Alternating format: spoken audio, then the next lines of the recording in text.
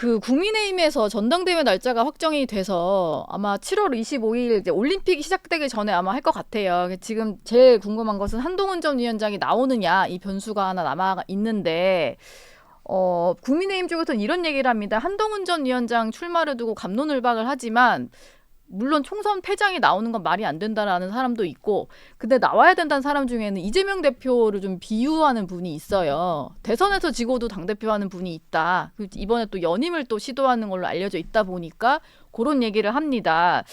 의원님 보시기에는 한동훈 전 위원장이 나오는 거는 좀 올바른 일이라고 보세요?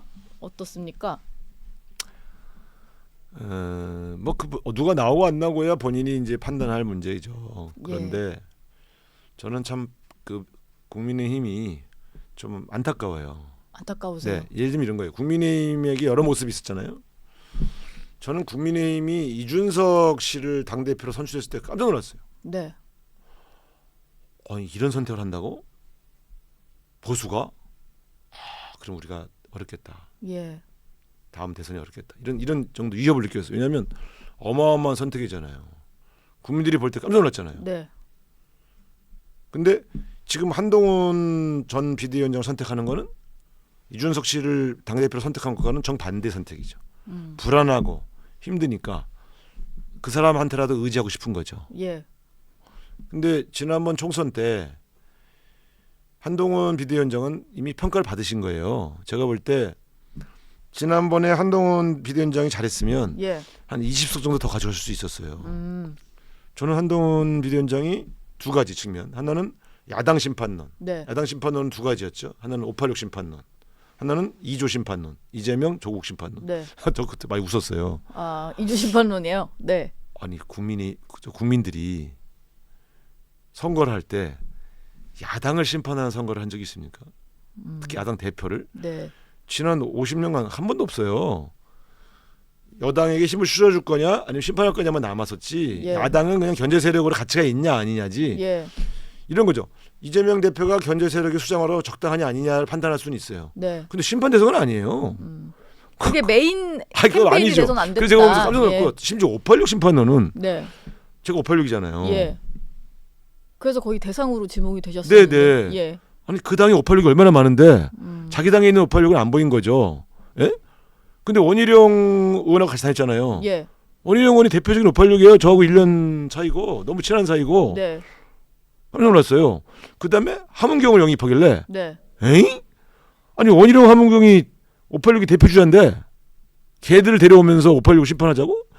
모순된 행위를 하잖아요. 그래서 제가 보면서 아니 우리 당 심판하자면서 586 심판하자면서 자기는 586 같이 다녀. 예. 어이가 없더라고요. 그러니까 안 맞는 거예요. 두 번째 2조 심판론. 네. 그러니까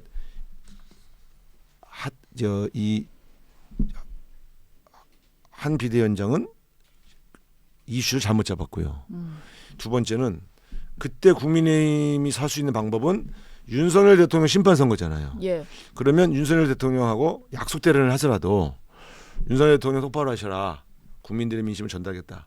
이런 얘기를 했어야지. 근데 가서 큰절하고 깽이 해버렸잖아요. 네. 그 순간 윤석열 심판론이 더 먹힌 거죠. 한동훈 비대위원장이 윤석열 대통령과 예. 의도적으로 차별할 필요는 없어요. 그럼 권력에 누수가 오니까. 저는 뭐 그런 것까지 바라진 않지만 적어도 선거 때는 예. 국민의 마음을 얻기 위하여 윤석열 대통령에 대한 쓴소리를 좀 했어야지. 예. 쓴소리 못했잖아요. 자, 이 두 가지를 못한 분이 네. 만약에 지금 국민의힘을 또 대표가 또 된다. 대표가 되면 뭐가 바뀐다는 겁니까? 결국은 바뀌지 않았기 때문에 심판을 받았는데 네. 그 심판을 받았던 분이 바뀌지 않은 그 행태를 가지고 또 당대표를 한다? 아까 말씀드렸지만 이준석을 뽑았을 때 국민의힘을 돌아가야 돼요. 예. 지금 국민의힘은. 네. 그래서 새로운 변화를 만들 수 있는 그런 의지를 보여줘야지 윤석열 대통령의 오른팔인 한동훈 비대위원장을 다시 또 당대표로 선출한다고 해서 예. 국민들이 지지할 리가 없죠. 왜? 윤석열 대통령과 한동훈 비대위원장은 한 몸이라는 게 확인됐지 않습니까? 지금 윤석열 대통령 지지율이 그래요? 20%가 떨어졌잖아요. 예. 근데 한동훈 비대위원장을 당대표 시키면 결국 이 지지율 같이 먹게 되죠. 네, 그래서 저는 최소한 국민의힘이 살아나려면 적어도 친윤이 아닌 사람을 당대표로 선출해서 네. 활로를 모색해야 된다. 이렇게 조언을 드리고 근데 뭐 싶어요. 한동훈 위원장 친윤 아니라는 분도 당내에 있던데 국민의힘 내부에서요. 어떤 분이 그런 말을 하세요? 예, 그런 말을 꽤 하시면서 거의 뭐 어떻게 반윤처럼 어떻게 예. 생각하세요? 저는 뭐 일단 현재까지 상황으로 봤을 때는 완전 친윤인가에는 약간 의심을 여전히 좀 의심하는 사람들이 있는 것 같고 정확한 스탠스는 나와봐야 알지 않을까라는 아니, 생각이 좀 저 드는데 정치 오래 했잖아요. 예. 친윤입니까? 그러니까 이런 겁니다. 확실한? 이런 겁니다. 네.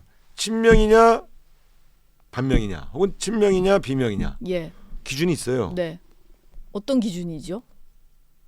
막 싸우면 반명이에요. 예. 근데 이건 아닌 것 같아요. 좀 잘하세요. 조언하면 비명이고요. 예. 잘하고 계시다 그럼 친명이잖아요. 아 예. 이게 쉽잖아요. 이게 네. 뭐 어려워요. 예. 한동훈 비대위원장이 한 번이라도 윤석열 대통령이 잘못된 일을 하고 있다라고 말한 적 있습니까? 그러면 비윤이에요. 예. 저는 반윤하라는 게 아니에요. 네. 비윤 정도는 그러니까 여기 윤석열 물러가라. 그럼 반윤이에요. 네. 근데 대통령이 좀 잘못하고 있다. 그러면 비윤이에요. 저는 한동훈 위원장이 한 번도 잘못하고 계시다. 지금 이런 것은 좀 고쳤으면 좋겠다라고 말한 걸 들어본 적이 없어요. 지금 지난 7개월 사이에. 예. 윤석열 대통령이 한동훈은 나와 평생을 같이 한 사람이다. 나는 예. 그 사람을 신뢰한다. 이런 얘기는 들어봤어요. 예. 근데 한동훈 비대위원장이 윤석열 대통령 좀 저한테 서운하시겠지만 예. 저의 말씀은 들어주십시오. 지금 김건희 여사 제2부속실 만들어야 됩니다. 이런 이렇게 하시면 안 됩니다. 인사 이렇게 하시면 안 됩니다. 이런 얘기를 전 들어본 적이 없어요. 왜 비윤이라는 거예요? 예. 비윤이라고 말하는 분들은 왜 비윤이라고 하는지를 근거를 좀 한번 들어봤으면 좋겠어요. 네. 지금 아주 짧게 그러면 저희가 한동훈 위원장까지 얘기를 했고 이재명 대표 얘기도 좀 여쭤보고 싶은데 민주당도 지금 이재명 대표 외에 별로 다음 당대표 대안이 떠오르고 있진 않은 상황이다 보니까 벌써부터 연임 얘기가 좀 나오고 있잖아요. 실제로 이재명 대표에게 그런 좀 부탁을 하는 사람도 많다고 하고 그 민주당은 이재명 대표로 계속 간판을 걸고 가는 건 맞는 방향인가요?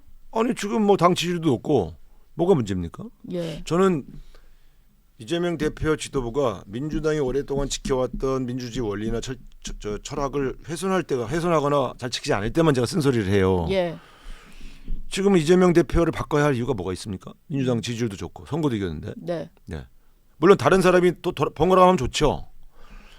그 판단이에요. 저는 사실 개인적으로는 이재명 대표가 당 대표를 계속 하는 게 다음 대권 가대에 도움이 될지 이재명 대표 자신을 위해서 예.